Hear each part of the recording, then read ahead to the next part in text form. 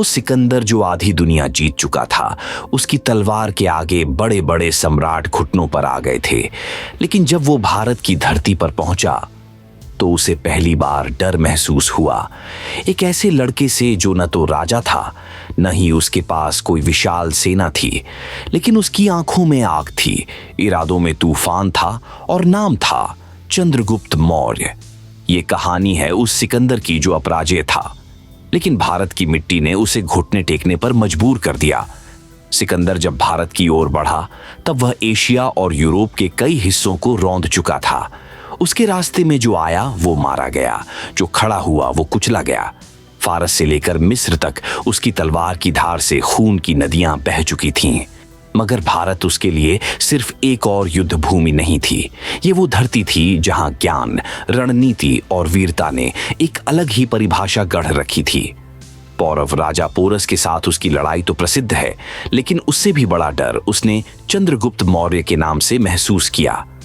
उस समय चंद्रगुप्त सिर्फ एक नौजवान था, मगध के सिंहासन से दूर जंगलों में घूमता, योजनाएं बनाता, युद्ध नीतियों की शिक्षा लेता हुआ।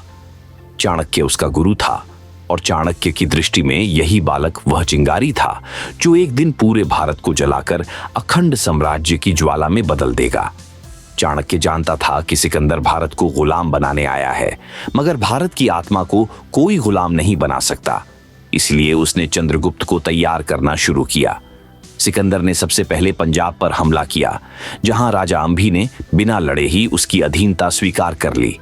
लेकिन पोरस ने युद्ध किया, डटकर, बहादुरी से, परंतु हार गया। परंतु जिस वीरता से पोरस लड़ा, उसने सिकंदर के दिल में भारत के योद्धाओं के लिए सम्मान और एक गहरा डर भर दिया। उसके बाद सिकंदर का सामना हुआ। चंद्रगुप्त मौर्य के नाम से कई ग्रीक इतिहासकारों ने उल्लेख किया है कि सिकंदर की सेना ने भारत के कुछ भागों में एक अजीब सी गुप्त और मजबूत रणनीति देखी, जिसे वो समझ नहीं पाए। एक ऐसा युद्ध कौशल जो प्रत्यक्ष रूप से सामने नहीं आता था, बल्कि छिपकर वार करता था, मनोबल तोड़ता था और सेनाओं में भ्रम फैलाता था। यही चंद्रगुप्त की छापामार नीति थी। छोटी छोटी टुकड़ियों में ग्रीक सेना पर हमला करना, रातों को उनके कैंप में आग लगाना, भोजन के रास्तों को काट देना, सैनिकों को भयभीत कर देना। चंद्रगुप्त ने सीधे युद्ध नहीं किया, क्योंकि वह जानता था कि सामने की लड़ाई में सिकंदर की सेना प्रशिक्षित और भारी थी, लेकिन मनोबल में वो कमजोर थे। उन्होंने डर फैलाया, एक ऐसा डर जो धीरे धीरे सिकंदर के सैनिकों के दिमाग में घुसता गया। भारत की गर्मी, बीमारियां, अनजानी भूमि और हर जगह से हो रहे हमले। सिकंदर की सेना थक चुकी थी, वो युद्ध नहीं करना चाहती थी। उन्होंने बगावत की धमकी दी। सिकंदर ने उन्हें मनाने की कोशिश की, मगर उसकी पूरी सेना अब भारत से वापस लौटना चाहती थी। वो देख चुकी थी कि यहाँ की मिट्टी सिर्फ वीर पैदा नहीं करती, बल्कि उस मिट्टी से उगी हर एक झाड़ी भी एक हथियार जैसी है। चंद्रगुप्त ने सिकंदर के रास्तों को बंद कर दिया। उसके गुप्तचरों ने उसकी हर चाल को भांप लिया। उसने सिकंदर की कमजोरियों को समझा और उस पर वार किया। वो सैनिक जो कभी गॉड्स ऑन अर्थ कहलाते थे, अब भागना चाहते थे। सिकंदर ने सोचा था कि भारत को जीतना आसान होगा, लेकिन उसे नहीं पता था कि यहाँ एक चाणक्य है जो युद्ध से पहले ही सामने वाले के मन को जीत लेता है। सिकंदर ने भारत से लौटने का फैसला किया। वो घायल भी था, थका भी था, और उसके अंदर अब वह आक्रामकता नहीं थी जो पहले हुआ करती थी। वह जानता था कि अगर वह आगे बढ़ा तो चंद्रगुप्त से टकराना निश्चित था, और वह लड़का अब कोई आम युवक नहीं था। वो एक रणनीतिक योद्धा बन चुका था, जिसकी सेना दिन प्रतिदिन बढ़ रही थी। इतिहास यह कहता है कि सिकंदर ने पंजाब से लौटते समय कई किले और प्रदेश छोड़े और वापसी की।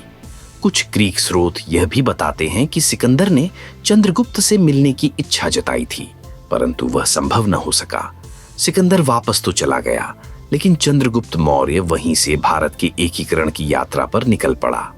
जिस चंद्रगुप्त को सिकंदर ने कभी देखा भी नहीं था, उस चंद्रगुप्त ने उसके मन में ऐसा डर बिठा दिया था कि उसने सोचा भी नहीं था कि भारत जैसे उपमहाद्वीप में उसका अभियान ऐसे थम जाएगा।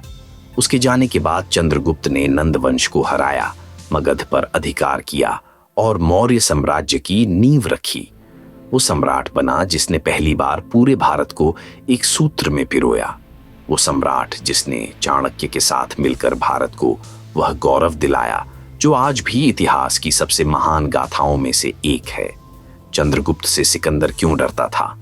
क्योंकि वह जानता था कि यह लड़का तलवार से नहीं, दिमाग से युद्ध करता है।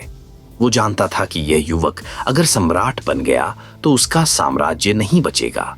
सिकंदर ने देखा कि चंद्रगुप्त की आंखों में वो आग है जो सम्राटों को मिटा सकती है।